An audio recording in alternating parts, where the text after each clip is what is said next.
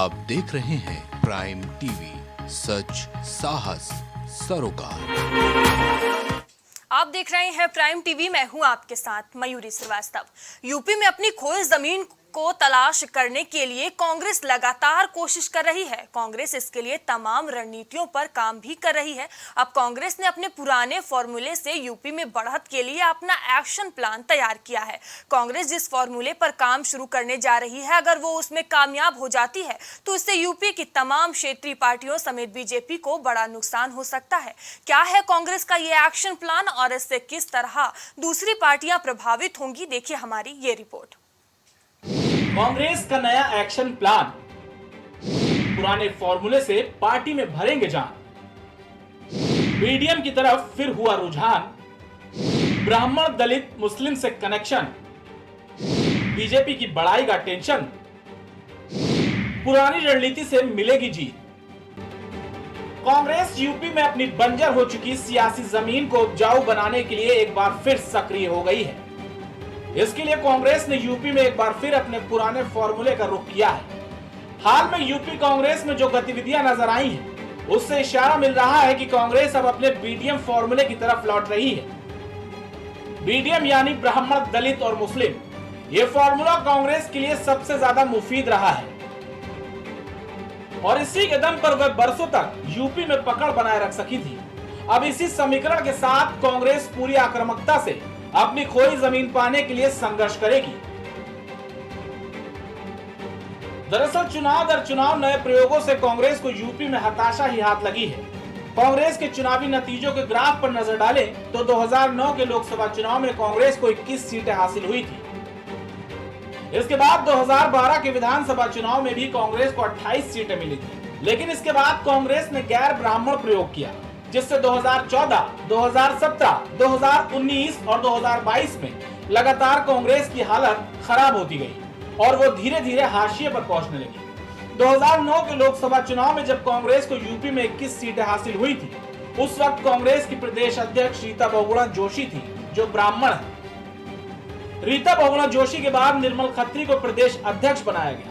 उनके कार्यकाल में 2014 के लोकसभा चुनाव में कांग्रेस को सिर्फ अमेठी और रायबरेली में ही जीत मिल सकी। इसके बाद पार्टी ने राज बब्बर को कमान दी और वो 2019 तक अध्यक्ष रहे। उनके कार्यकाल में भी कई प्रयोग हुए।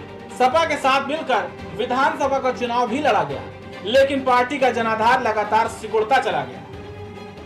साल 2017 के विधानसभा चुनाव में कांग्रेस सिर्फ 7 सीट जीत पाई और लोकसभा चुनाव में पार्टी अपनी पुरानी सीट अमेठी तक हार गई। उसे सिर्फ रायबरेली से संतोष करना पड़ा। राज बब्बर के बाद पार्टी ने पिछड़ों में पैठ रखने वाले अजय कुमार लल्लू को प्रदेश अध्यक्ष बनाया, लेकिन पार्टी लगातार हाशिए पर जाती रही और 2022 के विधानसभा चुनाव में वो सिर्फ 2 सीट पार्टी ही जीत पाई।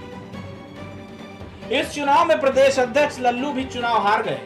प्रयोग के तौर पर ही उनके बाद बीएसपी छोड़कर कांग्रेस में शामिल हुए दलित नेता ब्रजलाल खाबरी को कांग्रेस ने अपना प्रदेश अध्यक्ष बनाया, लेकिन उनसे भी किसी तरह का लाभ मिलता नहीं दिख रहा था। इसलिए पार्टी ने अपने लिए सबसे ज्यादा मुफीद फॉर्मूले पर लौटते हुए मात्र 10 महीने में ही खाबरी की जगह अजय राय को प्रदेश अध्यक्ष बना दिया। माना जा रहा है कि कांग्रेस के रणनीतिकारों ने अब बीडीएम फॉर्मूले पर चलते हुए अपना नया प्रदेश अध्यक्ष अजय राय को बनाया है। अजय राय भूमिहार ब्राह्मण है। इसके अलावा पुराने समीकरणों को साधने के लिए कांग्रेस ने बड़ा एक्शन प्लान तैयार किया है, जिसके तहत कांग्रेस के राष्ट्रीय अध्यक्ष मल्लिकार्जुन खड़गे की कई रैलियां आने वाले दिनों में यूपी में कराकर दलितों को साधने की कोशिश भी की जाएगी।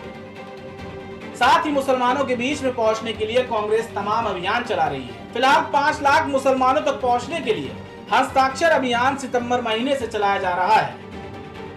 दरअसल यूपी के बदले हुए सियासी हालात में कांग्रेस के लिए संभावनाओं के द्वार खुले हैं। यूपी में दलित नेता के तौर पर बीएसपी सुप्रीमो मायावती का पूरी तरह से निष्क्रिय होना, समाजवादी पार्टी से मुस्लिमों के कम होते मोह और बीजेपी से ब्राह्मणों की कथित नाराजगी ने कांग्रेस में ऊर्जा का संचार किया है।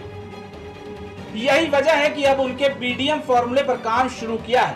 कांग्रेस का यह फॉर्मूला यूपी के तमाम क्षेत्रीय दलों के साथ बीजेपी पर भी असर डालेगा। कांग्रेस अगर अपनी रणनीति में सफल होती है तो इसका सबसे बड़ा असर बीजेपी पर पड़ेगा, क्योंकि बीजेपी के सरकार बनाने में ब्राह्मण और दलित वोटरों का बड़ा समर्थन रहा है।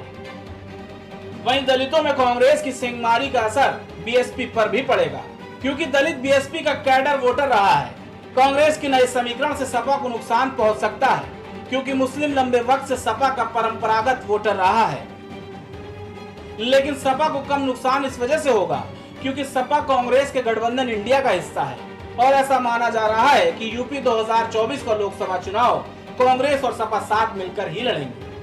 कांग्रेस ने अपने पुराने बीडीएम के फॉर्मूले पर लौटने का मन तो बना लिया है, इसके लिए उसने कोशिशें भी तेज कर दी है, लेकिन उसके लिए चुनौतियां अभी कम नहीं है। कमजोर संगठनात्मक ढांचे की वजह से ब्राह्मण दलित मुस्लिम उससे लंबे वक्त से दूर है। अब देखना यह होगा कि कांग्रेस अपने मकसद में किस हद तक कामयाब हो पाती है। Output desk prime TV. अभी के लिए इतना ही। खबरों का सिलसिला यूं ही जारी रहेगा। बने रहिए प्राइम टीवी के साथ। नमस्कार।